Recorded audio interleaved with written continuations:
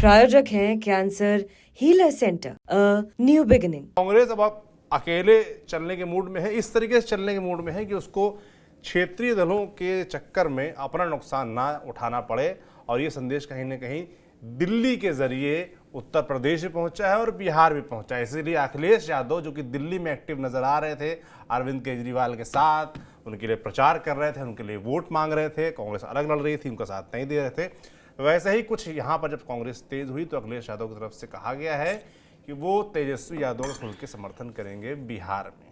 तो इसको किस तरीके से देखा जाए? देखिए, जब कांग्रेस आम आदमी पार्टी के खिलाफ दिल्ली में उतर आई तो उसी समय से यह सिग्नल मिलना शुरू हो गया कि कांग्रेस क्या आगे करने जा रही है। और जब तेजस्वी यादव से पूछा जा रहा था कि दिल्ली में आप क्या करेंगे, तो तेजस्वी यादव इस पे चुप्पी बनाए हुए थे। तेजस्वी यादव को भी यह एहसास हो चला था कि शायद कांग्रेस बिहार में भी कुछ कर सकती है। और देखिए, जैसे ही यहां पर आम आदमी पार्टी हारी, कांग्रेस बड़ी ही चतुराई से अपना कार्ड खेलने लगी बिहार में।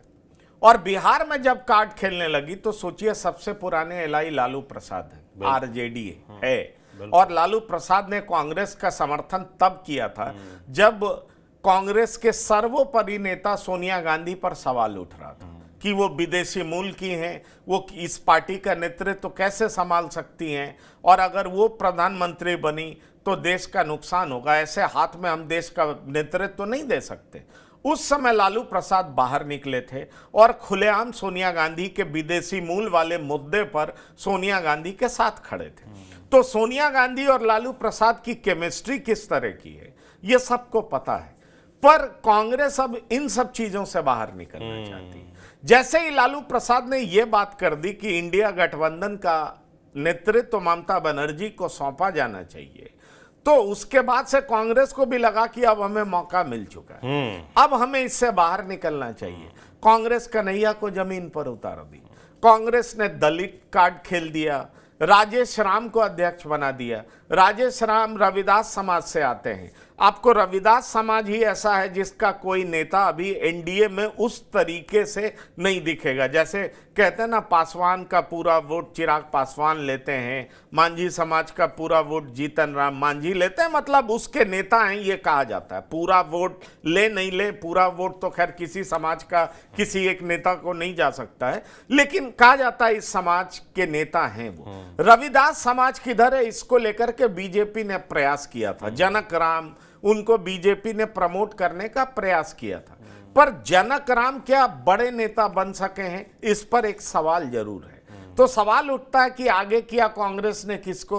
राजेश राम को। राजेश राम एकलव्य राम के सुपुत्र भी हैं, उनके पिता भी पॉलिटिक्स में थे, पॉलिटिकल फैमिली है, और उनको लेकर के कांग्रेस को बड़ी उम्मीद है। तो कांग्रेस अब अपना कार्ड खेलना शुरू कर दी है। अल्लावरू वहां जाते हैं, वो कहते हैं कि कांग्रेस बी टीम नहीं होगी। मतलब बहुत साफ है कि अब कांग्रेस को समझ में आ चुका है कि 2029 के गेम में अगर हमें इंपॉर्टेंट भूमिका निभानी है तो हमें अपनी जगह पानी होगी, और हमें अपनी जगह पानी होगी तो बीजेपी से लड़ाई तो आमने सामने की लड़ाई है, लेकिन अंदर लड़ाई किससे है? तो क्षेत्रीय दलों से, जो हमारी कीमत पर हमारी कीमत पर सत्ता में। अब देखिए, उन्होंने तेलंगाना में क्या किया, किसको हराया? तेलंगाना में हराया ना भाई। अब देखिए, तेलंगाना में क्षेत्रीय दल को हराया, उसके बाद अभी वो झारखंड में भी कुछ स्टेप्स ले रहा है। तो मतलब झारखंड में भी पार्टी रिवाइव करना चाहती है। दरअसल कहा जाता है कि कन्हैया और तमाम ऐसे लोग जो राहुल गांधी के इर्द गिर्द रहते हैं उनको एडवाइस करते हैं। उन्होंने राहुल गांधी को यह समझाया कि 2029 के गेम में अगर आपको ताकतवर रहना है, सत्ता वापसी चाहते हैं, तो आपको उत्तर भारत के राज्यों में भी मजबूत होना पड़ेगा। इसलिए आप देखिएगा, कांग्रेस का नैरेटिव पिछले कुछ महीनों से, सालों से बदला है। वो क्या है? वो ओबीसी पॉलिटिक्स करना चाहते हैं, वो दलित पॉलिटिक्स करना चाहते हैं। उनका कॉन्फिडेंस बढ़ा है क्योंकि उनको लगता है मुसलमान हमारी तरफ अब विश्वास की नजरों से देख रहा है, तो अपना खोया हुआ आधार पाना चाहते हैं। वो ओबीसी कार्ड खेलने, देखिए जातीय जनगणना जनगणना की उन्होंने बात की, पर जातीय जनगणना की बात की, पर तेजस्वी यादव के जातीय जनगणना को फर्जी करार दे दिया। मतलब जिस तरह का जनगणना तेलंगाना में हुआ है उस तरह का जनगणना ये करना चाहते हैं, एक अपने तरह का जनगणना, और क्रेडिट खुद लेना चाहते हैं कि ये कांग्रेस बात कर रही है।